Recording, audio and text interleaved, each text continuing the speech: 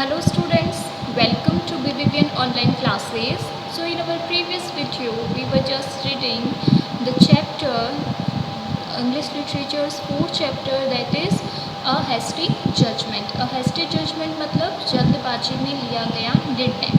So it is a story of a little boy named Jack Trehan and how accidentally he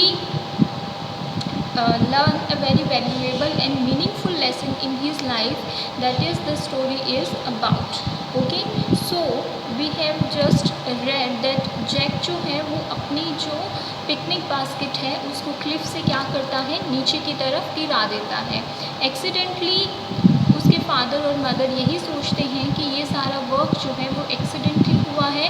that is why वो उसको कुछ ज़्यादा नहीं कहते हैं. नाउ वॉल्टर जो है वो यही सस्पेक्ट करता है कि जैक ने ये जो काम किया है, यानी कि बास्केट जो है वो उसने क्लिफ से नीचे गिराया है, ये इंटेंशनली एंड विद पर्पस किया है. That is why he is very much disappointed with him. Now let's continue with a text that however the lunch was a huge disappointment.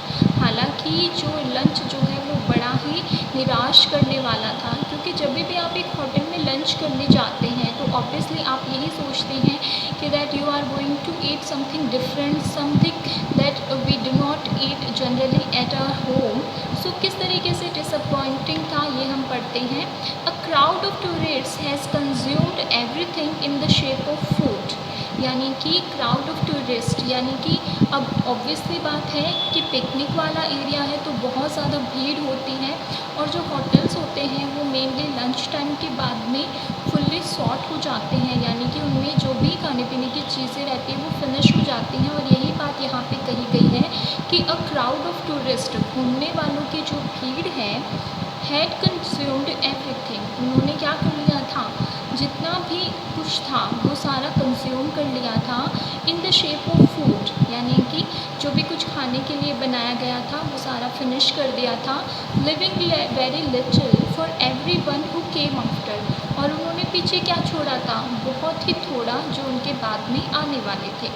The picnickers had to make do with cucumber sandwiches, chips and cold drinks. और अब जो जितने भी picnic वाले लोग थे, यानी कि जो भी पिकनिक करने के लिए आए थे, उस मील के बाद में क्या करना था, उनको केवल कुकुम्बर सैंडविच, चिप्स और कोल्ड ड्रिंक से ही काम चलाना था.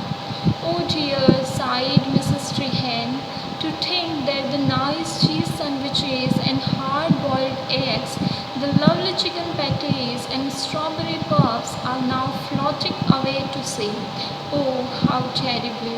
और यहाँ पर मिसेस ट्रीहैन जो है वो बहुत ही दुख में यानी निराशा में कहती हैं कि टू थिंक, सोचना, किसके बारे में, नाइस चीज़ सैंडविचेस के बारे में, हार्ड बॉइल्ड जो एग्स हैं उनके बारे में, और लवली चिकन पैटीज़ उन्होंने बनाई थी, स्ट्रॉबेरी पफ्स बनाए थे जो कि बच्चों को बहुत पसंद होते हैं. अब वो क्या कर रहे हैं, are now floating away to sea, अब वो समंदर में तैर रहे हैं. ओह हाउ टेरिबल, कितनी दुख की बात है. What an idiot you have been, whispered Walter to Jack. और वॉल्टर जो है वो जैक को कहता है कि तुम कितने बड़े बेवकूफ़ हो. Walter's tone of voice left Jack in no doubt that his friend meant what he had said.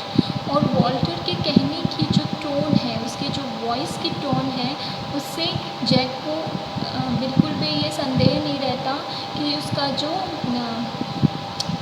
दोस्त है वो जो बात कह रहा है वो बिल्कुल सही है. यानी कि जैक जो है उसको पता चल जाता है कि वॉल्टर जो है वो उसका इंटेंशन अब जान चुका है. When Mr Trehan pulled out some money in order to pay the bill, his wife gave another sigh. और जैसे ही मिस्टर जो ट्रीहैन हैं वो क्या करते हैं, ऑर्डर पे मनी पे करने के लिए जो है अपना पर्स निकालते हैं, वैसे ही उनकी वाइफ जो है उसको एक बार और निराशा होती है. So look at the picture here, you can see Jack, Walter, Mr Trehan and Mrs Trehan enjoying the rest of their meal, जो कि थोड़ा बहुत कुछ बच गया था वो. और इस पर जो मिसेस ट्रीहैन है वो बड़ी ही दुखी होती हैं, क्योंकि एक तो उनका पैसा चला जाएगा और दूसरा उनको लंच भी कुछ अप टू द मार्क नहीं मिला है. This is worse than the cold soup, is it not? He asked laughing.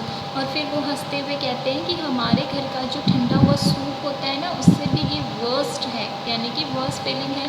But बेचारे कुछ कर नहीं सकते बिकॉज जैक जो है वो ऑलरेडी क्या कर चुका है, जितने भी खाने पीने की चीज़ें थी उनको गिरा चुका है।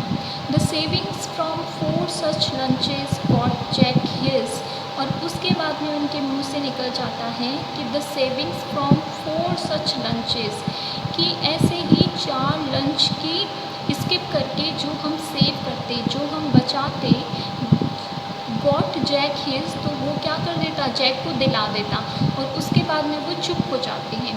Then she laughed too and held up a warning finger, और उसके बाद में उसकी मदर जो है उसको भी बड़ी हंसी आ जाती है, और वो जो है एक वार्निंग वाला फिंगर जो है वो मिस्टर ट्रीहेन की तरफ करती हैं।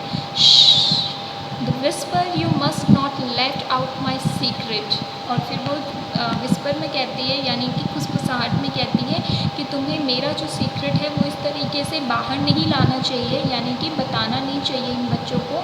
आई think we must share it with Jack, said Mrs Trehan, और फिर मिस्टर ट्रीहेन कहते हैं कि हमें इन बच्चों के साथ में आपकी जो सीक्रेट है वो शेयर करना चाहिए। It will make him more careful in future when we trust him with our lunch basket, और फिर इसके बाद में मिस्टर ट्रीहेन जो है वो ये कहते हैं कि अगर हम ये वाली बात जैक से शेयर करते हैं, it will make him more careful, तो आगे से ये बहुत ज़्यादा सावधानी बरतेगा इन फ्यूचर आने वाले वक्त में।